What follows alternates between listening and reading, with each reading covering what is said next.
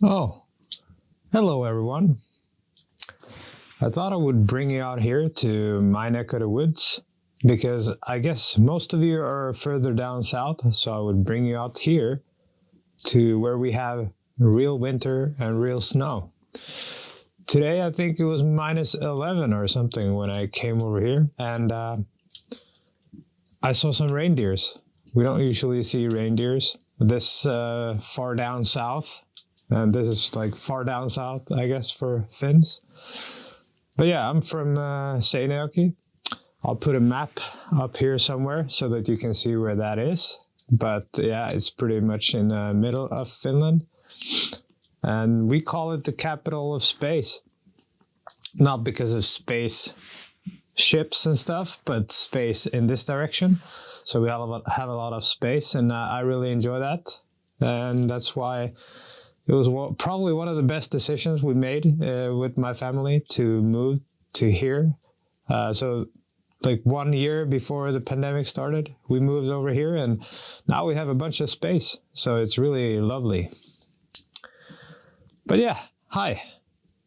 Welcome to my talk here by the fireplace in the middle of nowhere, in the middle of the woods, I guess you could call it. I brewed some coffee for you and me, so yeah, it tastes really good. All right, so once again, hi, my name is Joakim. I work at Visma as the head of security testing, and Visma is a pretty big Norwegian-based conglomerate, or the headquarters is in Norway. And when I say conglomerate, that means that it's basically a collection of companies. I think it's currently around 250 or so companies. And we bought 37 companies last year, and we're probably going to buy 50 this year. So it's a lot of companies, and we're buying a lot more. And we're not really hiding it either. We're pretty aggressive when it comes to buying companies, and we like to talk about it. And one of the things that I also do is due diligence when it comes to evaluating companies that we buy to see how their security is, and that's a lot of fun too. But yeah, in Visma, I currently employ about 15 hackers. We do a lot of fun stuff like code scanning and hacking Visma products, the bug bounty program, and a bunch of other stuff. And the way that it works in Visma is that we do these things centrally, and we basically try to assist all the different companies that we have in Visma to make better security decisions every day. So we do this by providing services and tools that they can use for free. And then we help them in that regard to have better security. So we provide a lot of tools and services that a lot of smaller companies, for example, could probably not fit in their budget. But since we provide them for them, they can utilize them and have much better security, even though the company might be much smaller. So it really is a big benefit for a lot of companies to join Visma, because one of these things is actually a strength of ours that they can utilize to their benefit. And yeah, the title of this talk said 4 years and 600,000 euros paid in bounties. And when I looked back, I noticed that it's actually 6 years ago when I started my first bug bounty program. And 2 years of running that, I was able to start the corporate-wide bug bounty program, which essentially then means that all software development teams can join the bug bounty program. And that is, of course, much better than me running a bug bounty program in one of these 250 companies in Finland in a smaller company. But the way that it started is, I guess, the interesting story here. So back in 2016, I think it was, yes, 2016, I was working at this company called Visma Enterprise, and it's one of these companies that belongs to the Visma group. And I was the security manager there. We had 4 products that we were selling to customers. And a customer came in and they wanted to have all 4 products, but they also wanted to have 4 penetration tests per year for all 4 products. So that then was an issue for us because we had to figure out how much are they paying and how much would it cost to have these pen tests done. Now, I had been following along Twitter and a lot of news feeds regarding bug bounty back then. And I found it very interesting. And I was basically just looking for any way to be able to start my own. I found it so intriguing because, you know, when you have a bunch of hackers that are really skilled at what they do, that could really improve the security that we had. And back then, I would say that I was pretty all right when it comes to security. I didn't have that much experience.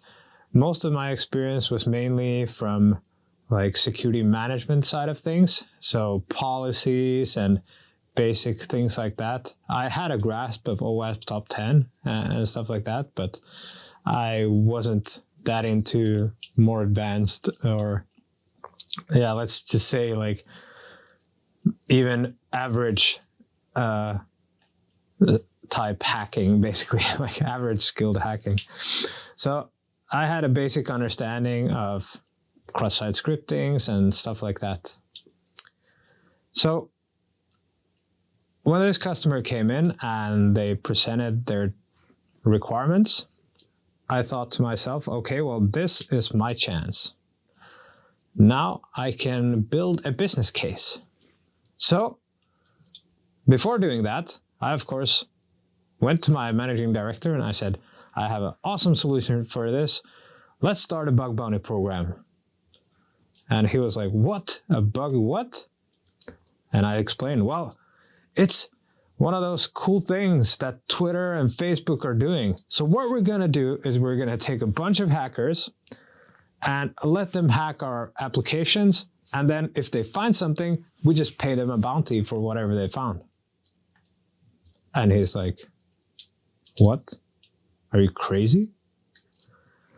And then I, of course, had to explain it more thoroughly and how it works and that these hackers are the good guys. They're the ethical ones. They don't want to harm us. And I think that's a misconception that a lot of people have. When you mention the word hacker, most people still to this day, I think about the criminal kind, the evil ones. So it took a bit of convincing to make him understand the idea behind it. And after basically doing a lot of research, I figured out that the best way to get this thing going forward is to actually calculate. And I did a lot of number crunching, and I found really good sources of information, and I tried to estimate it to the best of my ability. And I mean, when you think about budgets, they're really just guesstimates of how much you're going to spend. But if you've ever been thinking about starting or even starting a bug bounty program, you'll know that one of the most difficult things is to get financials to understand budgets when it comes to bug bounty, because they are very unpredictable by nature. So let me just add a little bit more wood to the fire, because we need to have a fire going over here.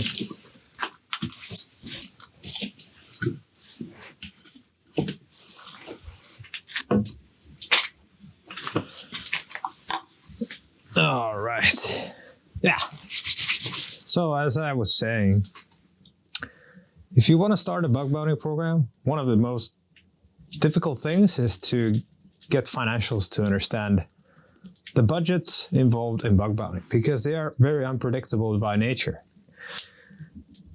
So I did a lot of number crunching, and it took some time, but I was able to convince my managing director, the board, and the customer on starting a bug bounty program. Yes, that was awesome. So I finally get there. I get the approval. I get the bug bounty program started. It's really great. And then at launch day, I am super nervous because my conception of hackers at that point is that, you know, like from the Mission Impossible movie, they're gonna like come down from the roof and like type on a terminal, and then they're gonna find some amazing bugs and stuff like that. But I think after starting it, and I think most people have felt it, when you start your bug bounty program, you launch it, you'll have a lot of fear. And you're basically scared that hackers will just completely destroy you. And there will be so many bugs that you won't be able to fix them. But I would say that even with a lot of, you know, kind of groundwork, there will still be a bunch of bugs. And there will always be bugs. So fear of failure, I guess, is really something that a lot of us go through. But I think just be brave and bold and do it. That's my advice to most of you. When it comes to my story continuing then on from starting the bug bounty program and starting to receive reports, it was really amazing because once we started it, I was thinking that, you know, as soon as we started, we started getting reports, a lot of them, but we didn't get that many. We got a few reports here and there, not that impactful. And we got a few reports and I was pretty satisfied.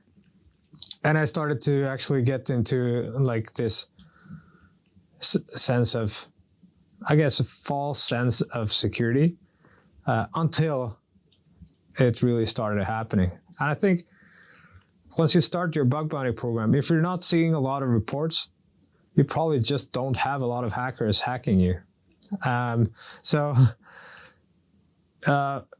I guess what I'm saying is that if you really want to get better security, you also need to try and entice the hackers to hack you.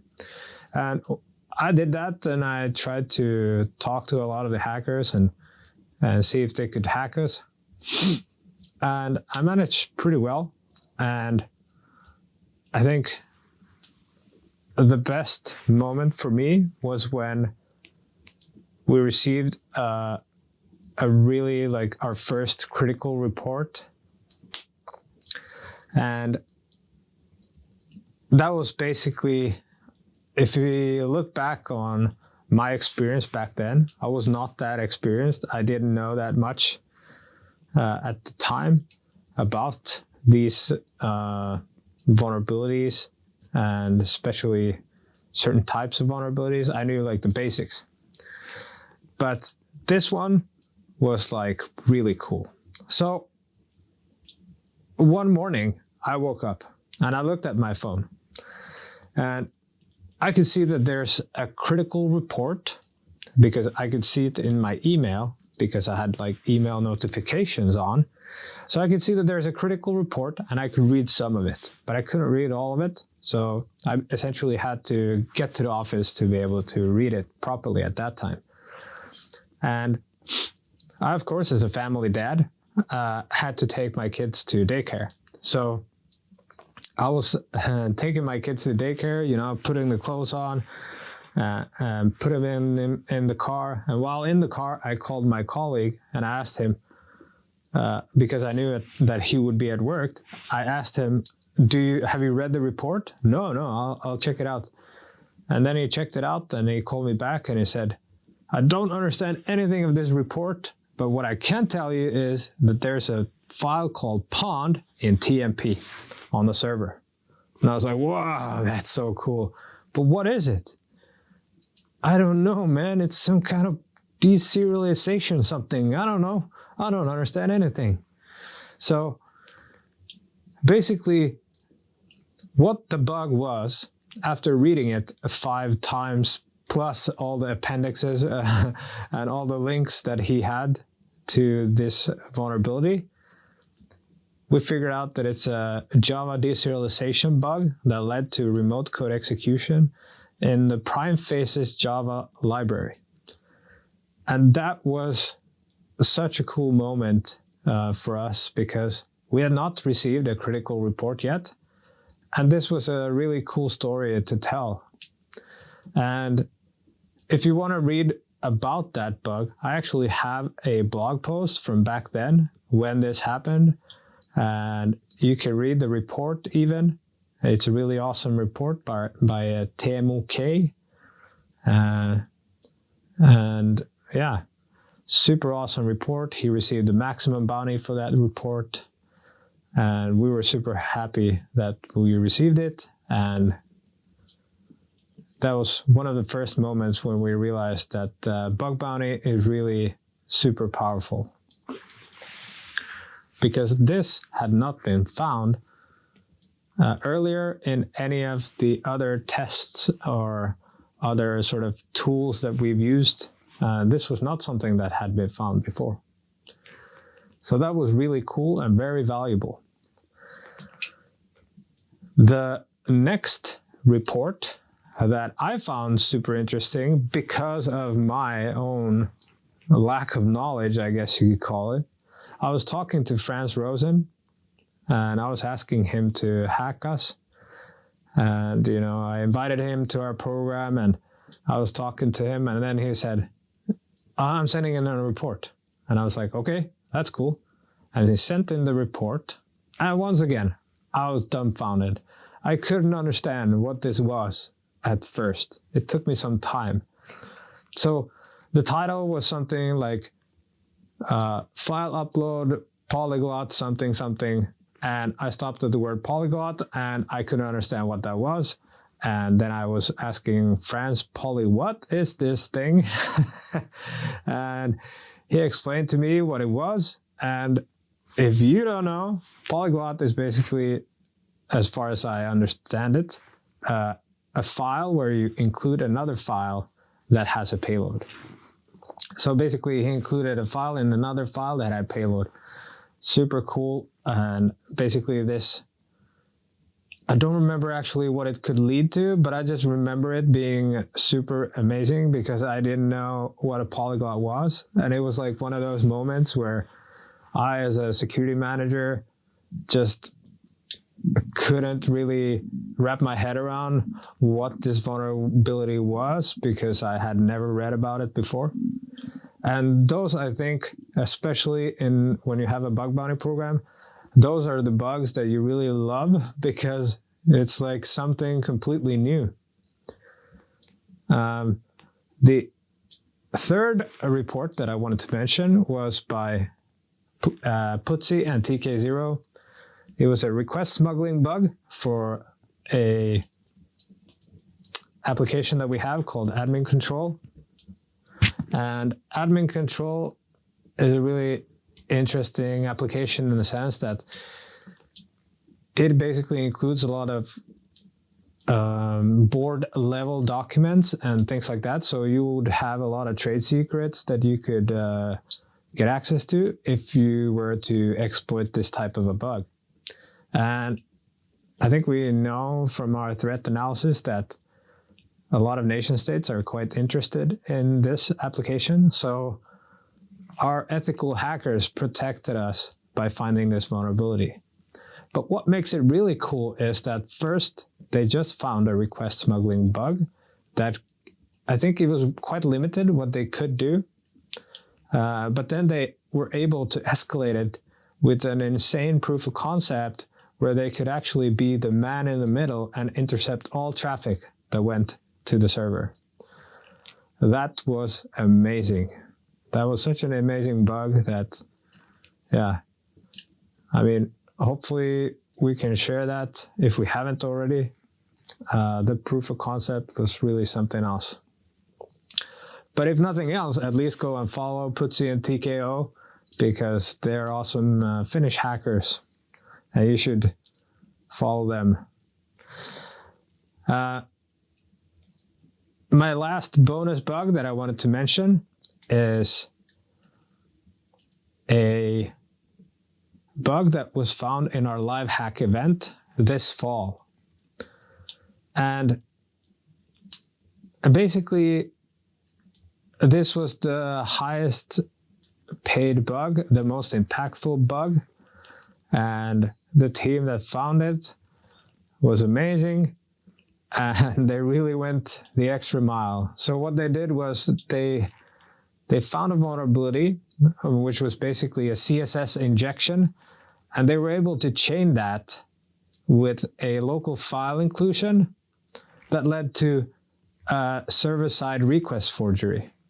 And this entire chain, it's amazing. Like, for me, to think about a CSS injection and getting all the way to server-side request forgery is just, it's something else. And it really shows the dedication of these guys and the skills that they have. And this is kind of like, this application that they found it in has also, I think it has been in the bug bounty program for a long time. It's probably been it might be even in the public bug bounty program, I'm not sure. But nobody had found it before, but they just really went the extra mile and found an amazing vulnerability. So it just goes to show that, even if there are targets that have been out there for a while, if you really put in the effort, you might be able to find something amazing. But I think from my bug bounty journey and being a bug bounty program manager and seeing all these bugs, it really warms my heart and it makes me sleep better at night, actually, that especially for the applications that we have that are part of the bug bounty program, the security in those are much better right now compared to what it was before they started. So I would say all the bounties paid, they have all been worth it. So definitely, if you don't have a bug bounty program, you should start one today. And if you do start one, I know that budgets are the most difficult thing when it comes to these. So my advice would be to basically take some of the data that I have, utilize it to calculate your budget. One of those things is that through our experience, we know that the average cost of one software development team is approximately 7,000 euros.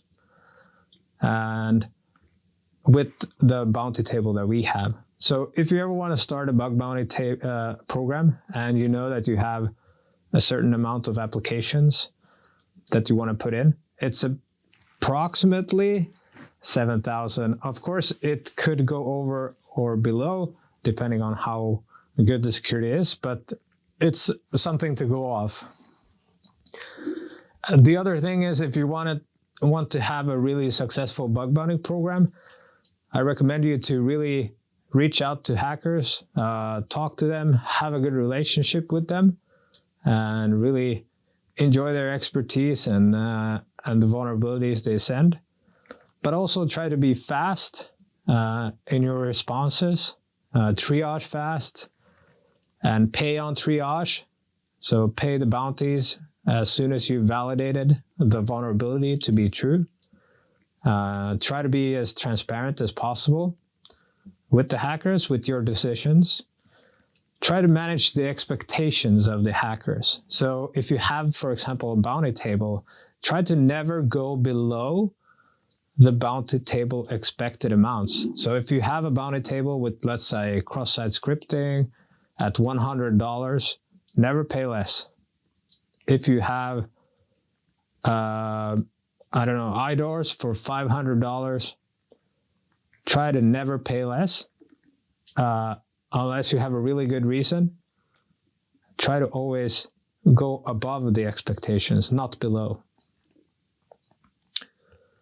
And that's really my advice to bug bounty program managers.